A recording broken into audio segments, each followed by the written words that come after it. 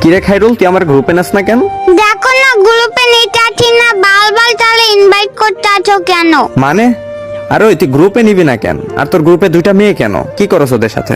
ওদের সাথে প্রেম করি, ওই দুইটা আমার গার্লফ্রেন্ড। মানে এই বয়সে দুইটা গার্লফ্রেন্ড পালস তুই?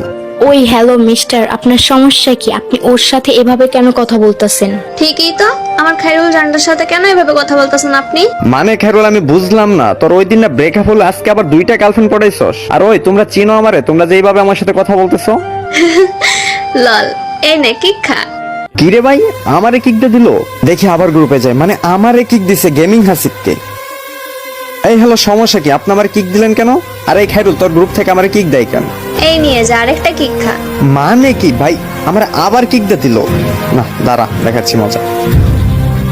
আবে এই বুঝলাম না, এই বটিটা বারবার আসে কেন? এই নে আবার কিক খা। মানে আবার কিক দিয়ে দিল।